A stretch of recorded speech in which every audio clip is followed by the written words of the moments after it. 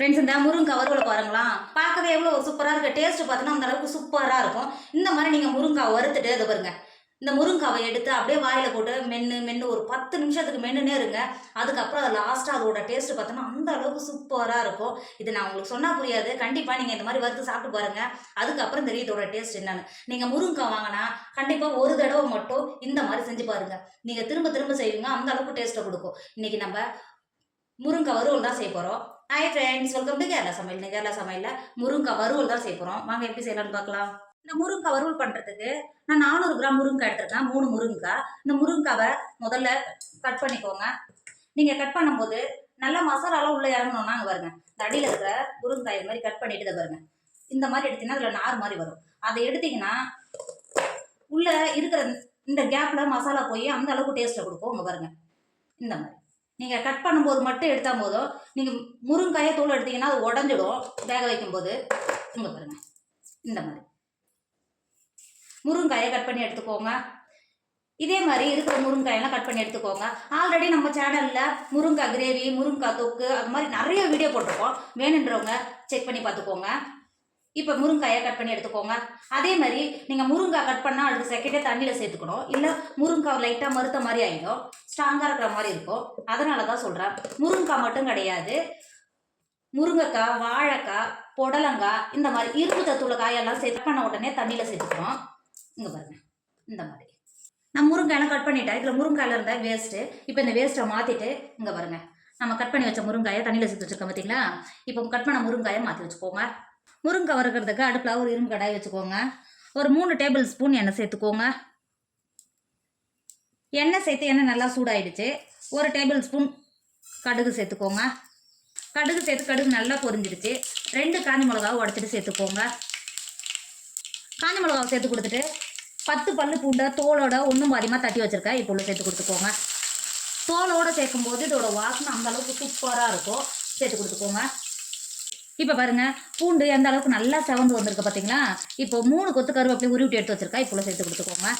கருவேப்பிலையும் சேர்த்து கருவேப்பிலை நல்லா பொரிஞ்சு வந்துருச்சு. நம்ம கட் பண்ணி வச்சுருக்கிற முருங்காயை சேர்த்து கொடுத்துக்கோங்க.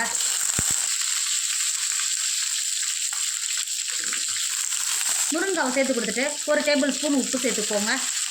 உப்பு சேர்த்து கொடுத்துட்டு முருங்காயை ஒரு 2 செகண்ட் நல்லா கிண்டி கொடுத்துக்கோங்க. இந்த அளவுக்கு நல்லா கிண்டி கொடுத்துட்டு தண்ணி எதுவும் சேர்க்காமலே நம்ம சேர்த்த எண்ணெயிலேயே ஒரு 10 நிமிஷத்துக்கு முருங்காயை நல்லா வறுந்து வேக விடுங்க. இங்கே பாருங்கள், லைட்டாக கலர் மாதிரி வருது பார்த்தீங்களா. அந்த மாதிரி இருக்கிற முருங்காய் எல்லாம் கலர் மாதிரி வர வரைக்கும் எண்ணெயிலேயே நல்லா வேக விடுங்க. மூடி போட்டு மூடி வேக விடுங்க. இடையில திறந்து நல்லா கிண்டி கொடுத்துக்கோங்க. இப்போ பாருங்கள், ஒரு 10 நிமிஷம் ஆயிடுச்சு. பாருங்க, முருங்காய் திறக்கும் போது நல்லா கம வாசனை வரும். இங்கே பாருங்கள், எந்த அளவுக்கு நல்ல கலர் மாதிரி வருந்து வந்திருக்கு பார்த்தீங்களா. இப்போ இந்த ஸ்டேஜில் 1/4 கப்பு மட்டும் தண்ணி சேர்த்துக்கோங்க. தண்ணி சேர்த்து கொடுத்துட்டு மூடி போட்டு மூடி மசாலா எதுவும் சேர்க்காம வேக விடுங்க. இப்போ பாருங்கள், ஒரு 10 நிமிஷம் ஆயிடுச்சு. இங்கே பாருங்கள், நம்ம சேர்த்த தண்ணியோட முருங்காய் எந்த அளவுக்கு நல்லா வெந்து வருது பார்த்தீங்களா. இப்போ 2 டேபிள் ஸ்பூன் மிளகாத்தூள் சேர்த்துக்கோங்க. இது வீட்டில் பண்ண குழம்பு மிளகாத்தூள். இதோட வீடியோ நான் முன்னாடியே போஸ்ட் பண்ணிட்டேன். வேணுன்றவங்க டிஸ்கிரிப்ஷனில் லிங்க் இருக்குது, வேணுன்றவங்க செக் பண்ணி பார்த்துக்கோங்க. சேர்த்து கொடுத்துக்கோங்க. சேர்த்து கொடுத்துட்டு மிளகாத்தூளை கிண்டி கொடுக்காம மூடி போட்டு மூடி வேக விடுங்க. இப்போ பாருங்கள், ஒரு 5 நிமிஷம் ஆயிடுச்சு. நான் மிளகாத்தூள் சேர்த்தோம் பார்த்தீங்களா, இந்த ஆவிலேயே நல்லா வெந்திருக்கும். இதோட வாசனை அந்தளவுக்கு சூப்பராக இருக்கும். இப்போ ஒரு டைம் நல்லா கிண்டி கொடுத்துக்கோங்க. நீங்கள் கிண்டி கொடுக்கும்போது நம்ம சேர்த்த தண்ணியெல்லாம் நல்லா வத்தி வெந்து வந்த பிறகு எண்ணெய் மட்டும் இருக்குது பாருங்கள். இந்த ஸ்டேஜில் தான் முருங்காயை நீங்கள் கிண்டி கொடுக்கணும். அப்போ தான் இதோட டேஸ்ட்டு அந்த அளவுக்கு சூப்பராக இருக்கும். கிண்டி கொடுத்துக்கோங்க. இப்போ அடுப்பால் ஓப்பில் வச்சுக்கோங்க.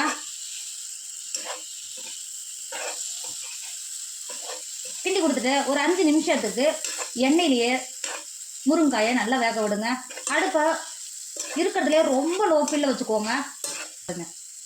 எந்த அளவுக்கு முருங்காய் பார்க்கவே எந்த அளவுக்கு நல்லா சூப்பராக இருக்குது பார்த்தீங்களா. டேஸ்ட்டு பார்த்தோன்னா அந்தளவுக்கு சூப்பராக இருக்கும். பாருங்கள், நல்லா மசாலாவோட முருங்காய் நல்லா வெந்து வரும்போது நம்ம சேர்த்த எண்ணெயெல்லாம் நல்லா தெரிஞ்சு வருது பார்த்தீங்களா.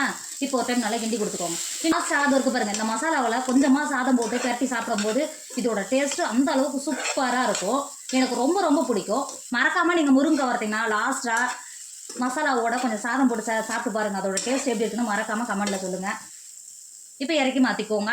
இப்போ பாருங்கள், நம்மளோட முருங்கைக்காய் வறுவல் சூப்பராக ரெடி ஆயிடுச்சு. இதோட டேஸ்ட் அந்த அளவுக்கு சூப்பராக இருக்கும். நீங்கள் இந்த மாதிரி முருங்கைக்காயை வறுத்துட்டு இது வந்து பாருங்க, இந்த முருங்காவை எடுத்து அப்படியே மென்று மென்று சாப்பிடும்போது லாஸ்ட்டாக அது மெல்ல மெல்ல அதோட டேஸ்ட்டு பார்த்தீங்கன்னா அந்த அளவுக்கு சூப்பராக இருக்கும்.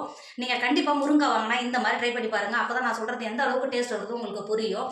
நீங்களும் முருங்காய் வாங்கினா இந்த மாதிரி வறுவல் பண்ணி பாருங்கள். வீட்டில் இருக்க குழந்தைங்கள்லேருந்து பெரியவங்க வரைக்கும் அந்த அளவுக்கு விரும்பி சாப்பிடுவாங்க. கண்டிப்பாக நீங்களும் ட்ரை பண்ணுங்கள்.